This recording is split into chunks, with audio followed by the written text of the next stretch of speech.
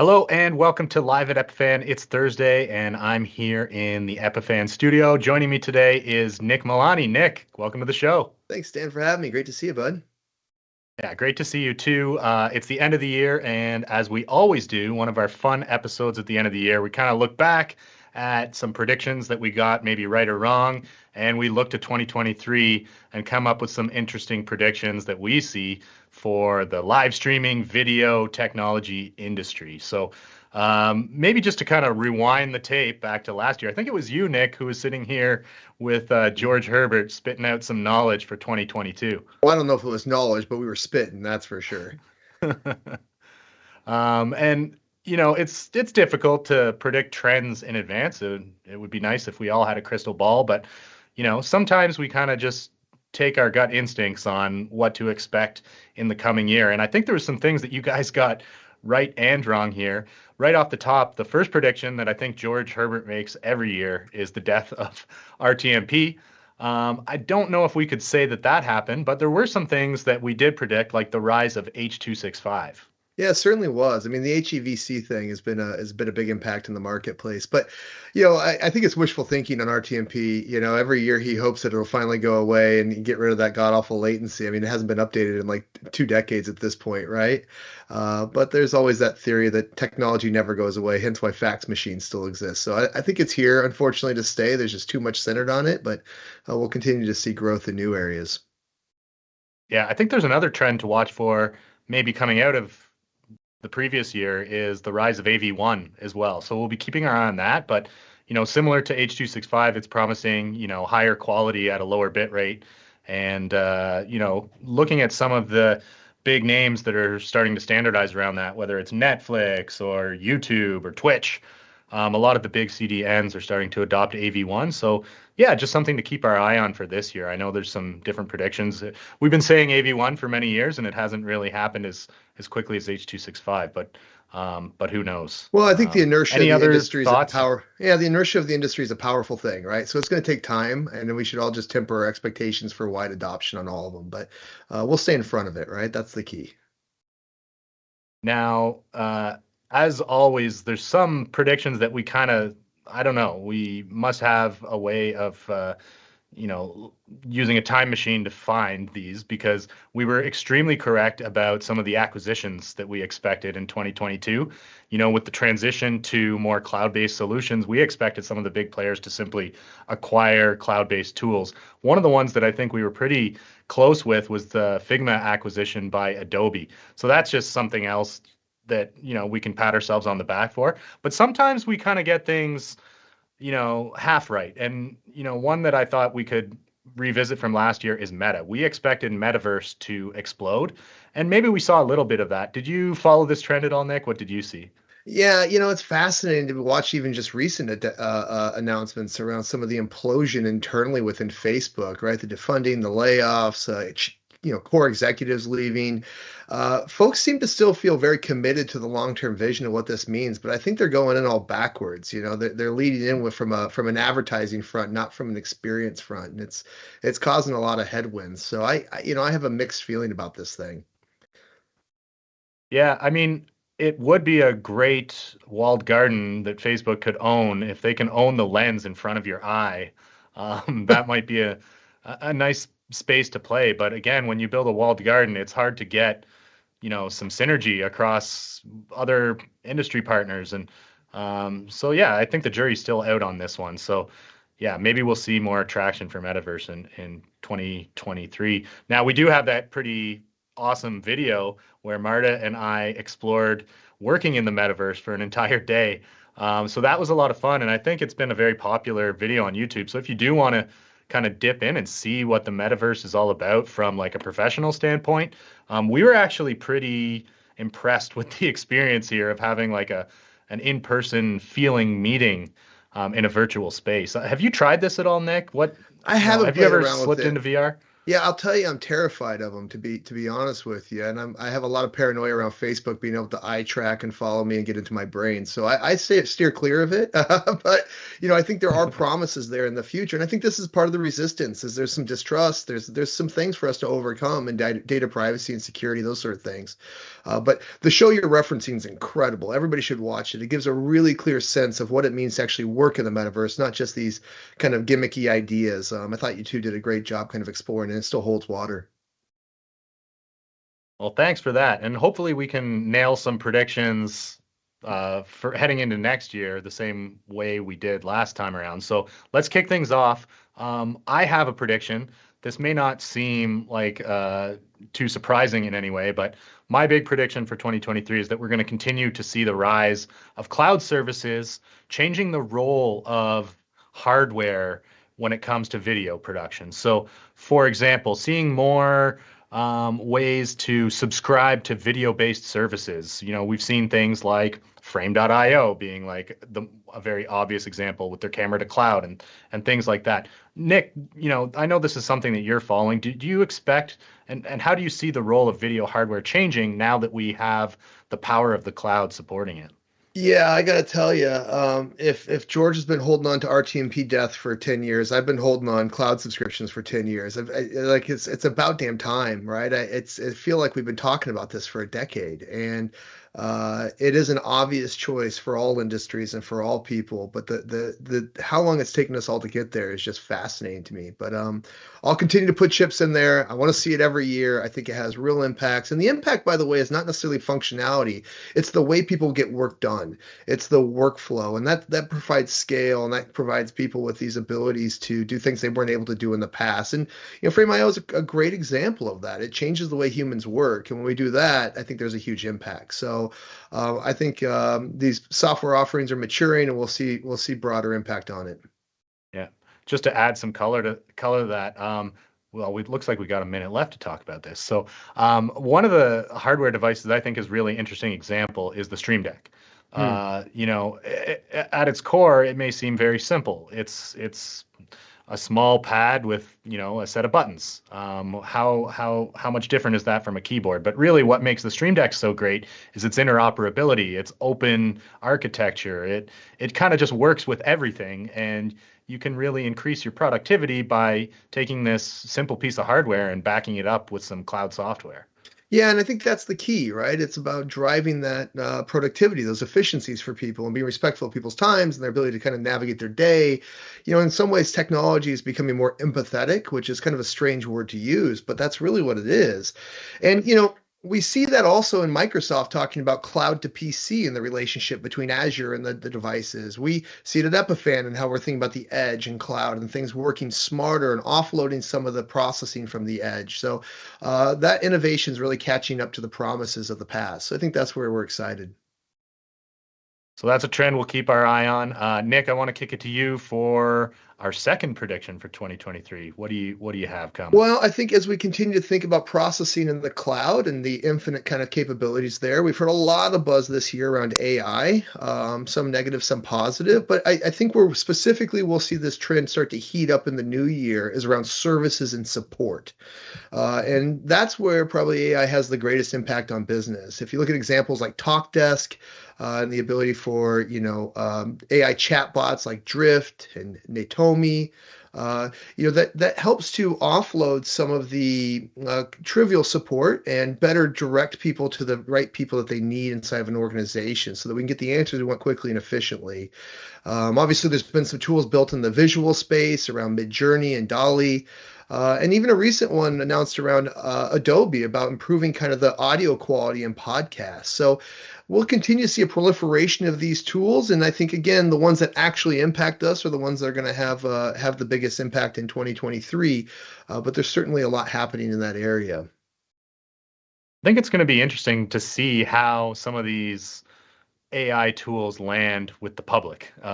Just in terms of like, I think there's a PR campaign to like is going to be necessary to like sell us on the benefits here because in some cases there are cautions about AI. Things like copyright issues with AI artwork. Things like being tracked.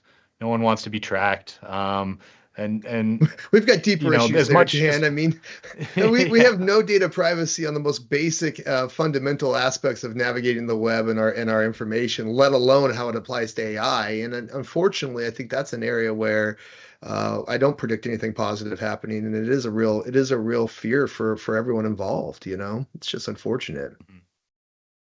I am looking, there are some things that I'm really looking forward to with AI. And the one that I think I've been predicting for a few years now is AI curation of video. So, for example, you've got a whole ton of video on your systems or in your cloud, and you want to be able to search through it. It'd be nice to have some AI that could help you categorize and tag your content. So that's one that I'll keep calling for The one until it I'm comes. excited for is a real simple one. Google can now make reservations through Google Map on your behalf. They'll call the restaurant and they use AI to have speech actually reserve a table for you and your partner when you're going out for a nice dinner. So it is starting to creep into our everyday and have some impact. It's going to be interesting to see where it goes. Okay, and shift gears now. Third prediction for 2023. I predict that self-serve video studios and video services will continue to grow. Remember back in the day, I don't know if you guys had it, but we had Speaker's Corner. It was like a booth you could walk into, you press a button, and it records you, and now you're on television. Um, I think that being able to have an automated studio where a person can just walk in and create their content, not have to understand the technology in the room, they can just walk in and use it. This is a really great opportunity that someone is going to take advantage of and create like some kind of video studio franchise. And our friend Jeremy here in Ottawa actually has done just that. He's built this video podcasting studio based on a Pearl Mini workflow where he doesn't even have to be there. His clients can just book time in the studio, walk in, create their content, and walk out, and it's that simple. Is this something that you're following at all, Nick? Have you seen anything similar? Yeah, I'll tell you, of all the predictions, I'm probably doubling down on this bet. I think this is a huge impact in the space. And look, in a sea of terrible video, differentiated video matters, right? So if that's a fundamental, important to realize. And the second thing is, how do we remove the barrier, make it simple on people? And these one-touch studios are a great way to do it. Something else I'll share as a general trend for viewers is not only looking at the private sector, but look at higher education. Think about students that are showing up to university as freshmen that have spent their entire life consuming and creating video. Folks like Joe Way at USC, the University of Southern California, they're creating TikTok studios, one-touch studios. They're encouraging in their labs for students to go in and use professional gear to create better video so that when they're submitting their, end of semester video to their professor, it's better than trying to hold a camera and, stand in front of their iPhone like they've traditionally done. So these things will also then start to migrate out into the marketplace and start to impact the places we live. Yeah, I saw this. This is the example here on BlogTO, but condo buildings usually have a number of amenities. You got the pool, the movie theater, maybe you've got like a pool Yeah. table room or a party room. Well, why not have a studio room as well? Obviously, there's enough people in metropolitan areas that need to create video content that this is something that people want where they live. So I just thought this was a super cool trend to follow. Co-working spaces as well, we're seeing this where, you pop into a little broadcast studio in your co-working space and you can quickly create content. So anything that makes it easier for the content creator is a good thing. And this is a trend that I don't see going away anytime soon. Amen. I totally agree. Let's jump into the next one then. So we talked about the self-serve video. Let's talk about how e-commerce is going to evolve as we think about live streaming and what'll change. I was recently at a conference, Zoomtopia, and they talked about kind of the likelihood of somebody purchasing moving from something like 6% to 60%. Now, don't quote me on the exact numbers, but it was like a 10x difference that if you had a real person presenting the product to you versus a static image, the likelihood of them actually purchasing the product 10x. And that's just to me incredible shift in the dynamics of the marketplace and what it means for retailers that are online. And another example that I recently saw was that there's a up to a 21 time increase in conversion when you have a live stream engagement with the customer. So when a customer goes onto their website, if a representative asks them about the product, offers to support them, much the way it would work if we went into a physical retail store, a 21x conversion rate. And so I think this is going to be a trend that we'll continue to see growing and continue to impact our lives, and something that's going to be in the near future for all of us. What do you think, Dan?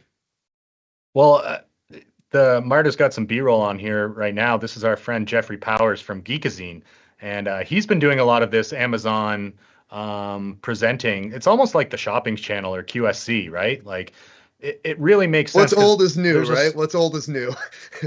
well, why not? And this is more fun. And if I'm shopping for a camera or I don't know gadgets on Amazon, sometimes you don't get all the information you need from a picture. It's nice to see the scale of someone holding a device to get a sense of, the build quality and the industrial engineering of the product and ask questions, right? So there's so much more that you can engage with the product by having live video backing it up. So super cool trend. I'm interested to see how it pans out. I also would love to see something where maybe I can have see a model try on clothes. Like I hate shopping at the Oh store. man. If I could do my clothing shopping online, I would, but it's hard to know what clothes will look like without someone wearing them. Imagine if I could have like a personal shopper who's my size try on all the clothes for me. I think there's just like a lot of untapped potential here. So it'll be interesting to see what happens. Agree. Let's jump ahead. We got another prediction. Again, this is, I would say, a predictable prediction, but it's no going back. Hybrid and virtual experiences are here to stay. Now, we have seen that trade shows are back in most shapes and forms. Maybe attendance still isn't back to pre-pandemic levels, but with the shift that happened to hybrid and virtual events, a lot of new workflows and technologies were invented and a lot of, very efficient processes were created for engaging people who can't necessarily be there or can't travel. So I don't think that hybrid events are going away. They're here to stay. And if anything, we're positioned to be able to, really take advantage of the hybrid component of in-person events. And Nick, I'm sure you have some thoughts on this as well. Yeah, I think it's interesting that people even think you go backwards on these things, right? The fact that like people are debating, well, no, we're back in person, so we're going to end the remote, connection. And I'll share a couple perspectives. One is from the end user. I had a chance to I talked about Zoomtopia earlier, which was a hybrid event. I also went to Microsoft Ignite, and it was a local event for me here in the Seattle area. And one of the things I found fascinating is I was late both days, just navigating traffic. And so I was actually able to listen on my headphones to the keynote as I arrived physically in person, got my car parked, got through that stuff, got into the space, and I'm still having this kind of, engaged experience, but it's also supported with remote. The other perspective I'll offer is as a marketer, you go through all the effort and energy to create the live event. Why wouldn't you want to engage with those remote participants? But I think the way we engage with remote participants is changing and evolving. And it can't just be a static broadcast. It needs to be much like that interactive shopper you described. We need to drive engagement with those remote folks, just like we engage with the live people to maximize the impact of our content. We get that motion working, it's all going to make sense. And so I think we're going to see that continue to evolve in the new year. We might see the pendulum swing back and people think they're going to do live only, and then they'll watch that their message isn't reached out to as many people and the impact is lessened, and they'll bring back in those hybrid aspects. And not for nothing also, the tools kind of historically, while we've made a lot of progress, they've sucked. And so as we continue to refine the tooling that people can use, it'll drive that accessibility higher.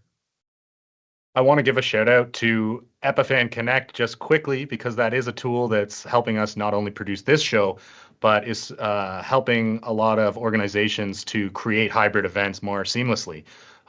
Sort of the merge between traditional broadcast video and video conferencing, which is like a really nice, place to get the convenience of conferencing with the quality of broadcast. So if you want to learn more, epiphan.com/connect, and you can see some really cool features and functionality of the Epiphan Connect tool. But don't want to go too deep dive into that right now. Let's shift right away to the next prediction. And Nick, you've got one here about the office Yeah. experience. So, I mean, look at the hybrid events work parlays really well into hybrid work environment. And this kind of continued movement back into the office and bringing people back into those spaces is a trend we'll see. It's something that there's a lot of interesting research and studies that are being published by one of my former kind of businesses, Herman Miller. They've been doing a ton of work there. Obviously, the office furniture manufacturers. But what are some of the summaries we're seeing? Well, Nine out of 10 companies will be returning to the office in 2023. One of the things that we're seeing is the kind of rethinking of what an office is, though. And two things that I think you're going to see a major trend on. One is that there will be less private offices. Those are being converted into huddle rooms. So if you had kind of a junior executive space, which was a big desk with a couple chairs in the room, that now will turn into a 6-person huddle room. And what I'm hearing is about a 3x growth in room video conferencing. So Microsoft Teams rooms, Zoom rooms, those types of spaces. The next thing we're seeing is an obvious one, which is moving away from assigned seating to flex seating. And folks will start to come into the office and kind of huddle with team members and work together for the days they're there, but they'll also blend that with time away from the office. One of the keys here is unlocking this through better scheduling software and scheduling tools that allow people to actually do that.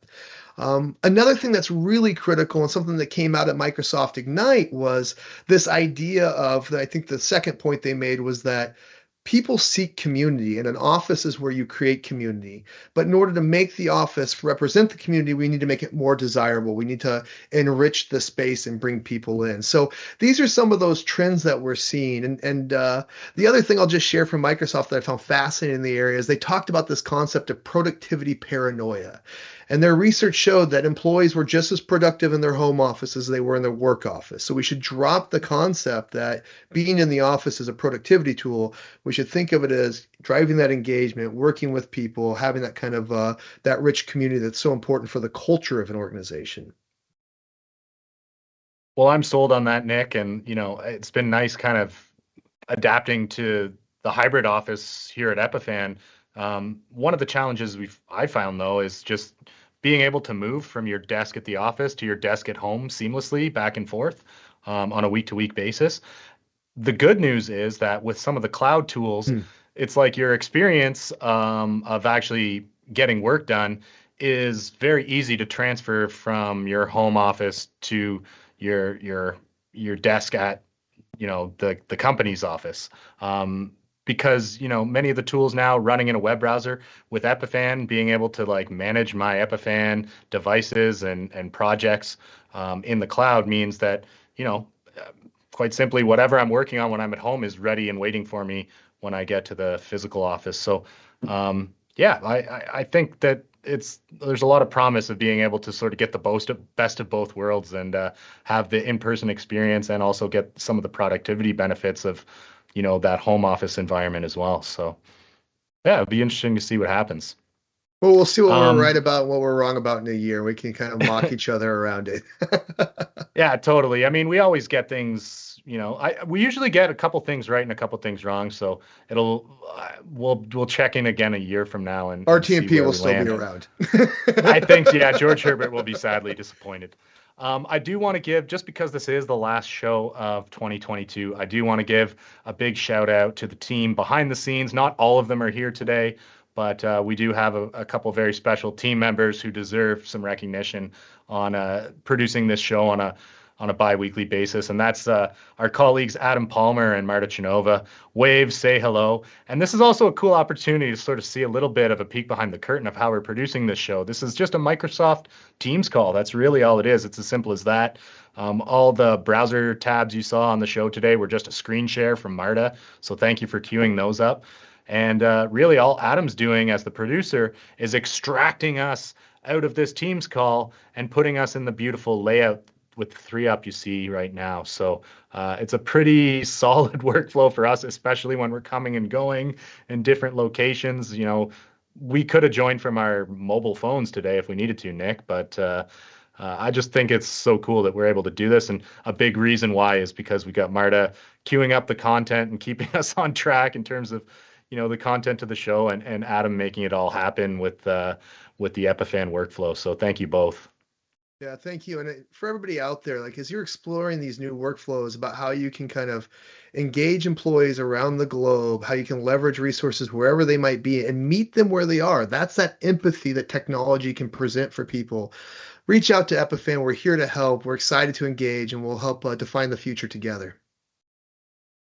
I don't think there's any better way we could end than that, Nick. So let's just leave it at that, and I will see you in 2023. Enjoy your New Year's, Dan. You too. Bye.